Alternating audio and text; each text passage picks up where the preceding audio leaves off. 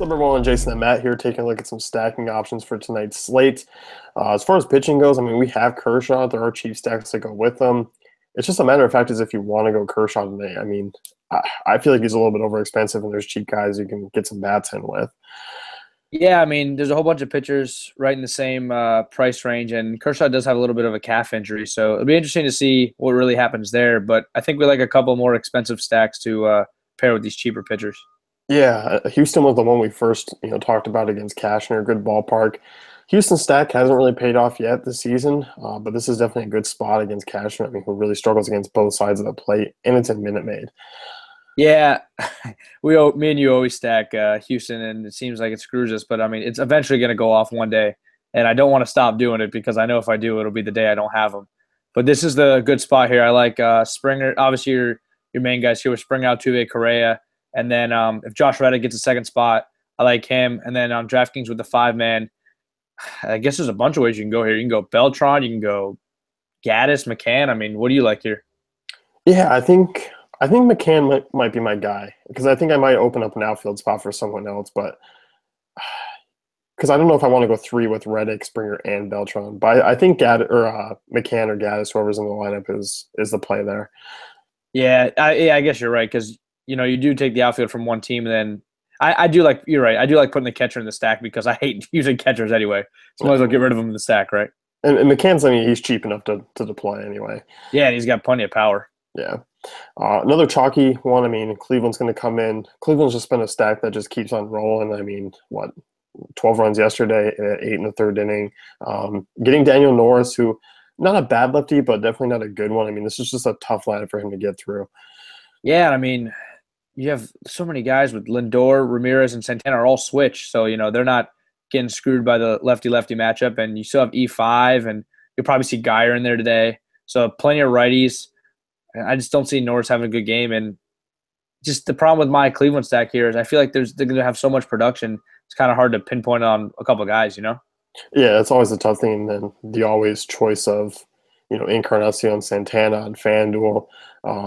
Santana's been a better producer. I feel like Encarnacion, though, always draws the lower ownership. So I think Lindor, Geyer, Encarnacion, Ramirez is probably the four-person stack I look at on FanDuel. Yeah, I mean, I wouldn't touch Kipnis tonight.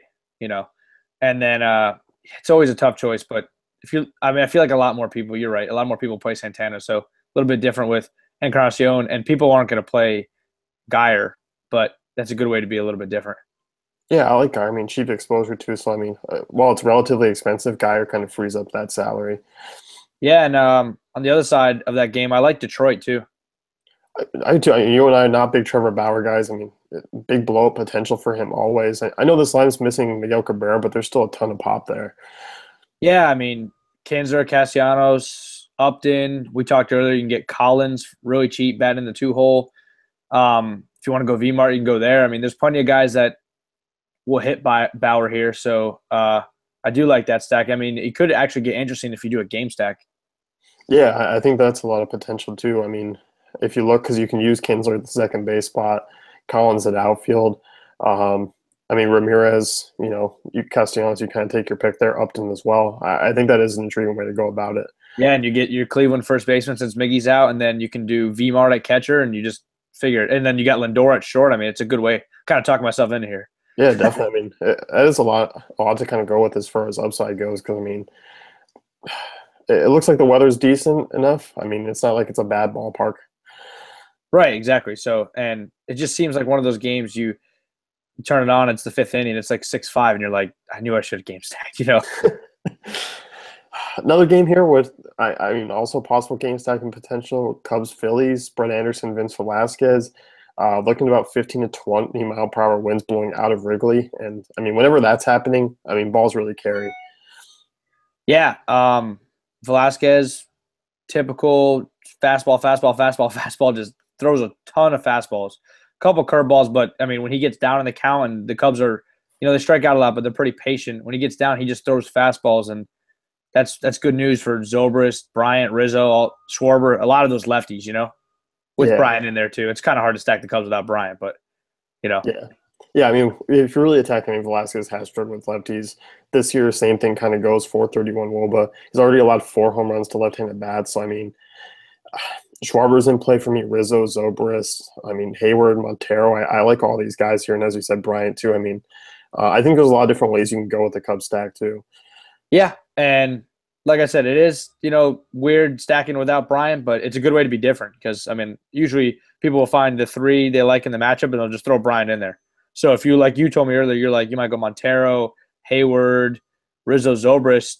Bryant goes 0 for 4, but the Cubs score 10 runs, and you're looking pretty good.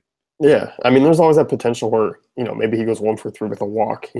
We saw it yesterday. We were talking with the National stack. If you stack Nationals, you probably had Trey Turner, who what did you say 1 through 6? Yeah, 1 for 6 with a run. So, I mean, he didn't really do anything. I mean, it's hard to stack against Thor, but if you stack, you probably had Trey Turner in there. Yeah, so I mean, and you probably didn't have Red Dode. So I mean, I think that's always interesting with the Cubs is maybe leaving out a name. Talk quickly on the Philly side. I mean, they're not bad against lefties. I mean, some of these guys, Franco, Cesar Hernandez, Tommy Joseph, Michael Saunders is not bad against lefties either, even though he's a lefty himself. I mean, if the wind is picking up quite a bit, I mean, I don't mind going on the other side of this one to be contrarian. Yeah, I mean, Brett Anderson's actually been pretty good this year, but he's not really that good by any means. And I mean, if I'm gonna pick on him, I'm gonna pick the righties here. We'll go, Caesar switch. You take him, you take Aaron Altair, and then you probably go Franco Joseph, right? Yeah, I think that's what I'd be looking at. And then you just leave out Odubel and Saunders, even though they're, they can match the ball. They're just not that good against lefties. So you take all the righties there, and I mean, with all the what do we got, 11 games, something like that on here, that's not gonna be high owned at all. No, I mean, yeah, I might be able to mix in Hernandez or Franco in a Cub stack as well. Yeah, and going with those cheap Philly guys, if you want to go to Kershaw, you might be able to get to him. Yeah, that's true. As far as another stack, I think last one for me was Cincinnati against Garrett Cole. I don't think anyone's going to stack the Reds tonight. I know they've been kind of slipping back down to earth here over the last week or so, but Reds are always a team that gives him fits in that ballpark. Yeah, I mean, Garrett Cole can't hold runners on, so I mean, I like the power with Votto, Duvall, but I mean Hamilton as well. And Peraza, or if you want to go, just take the absolute masher and Scott Schebler right now. Yeah, he's just killing the ball. I think that might be a way to kind of get some low ownership to me because Garrett Cole hasn't been good against lefties either.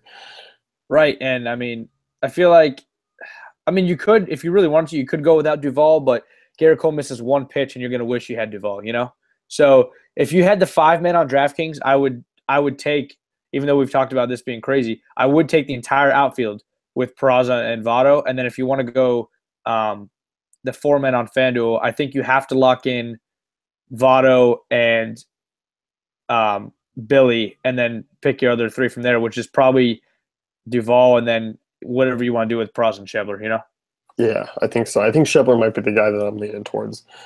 Yeah, and then, but that's the thing though.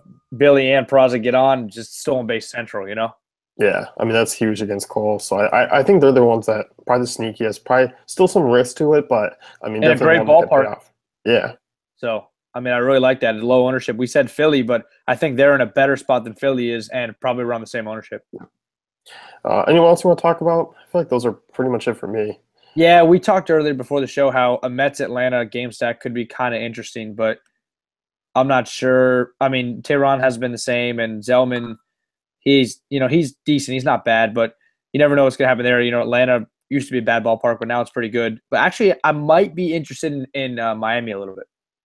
Yeah, you definitely were. I mean, Odorizzi come off the DL on the road, reverse splits. I mean, Stanton Ozuna, big time power. Yelich is obviously still from the side. Yeah, Realmuto. I mean, a lot of potential here. I mean, in a bad ballpark, and definitely if you want to talk about lower ownership.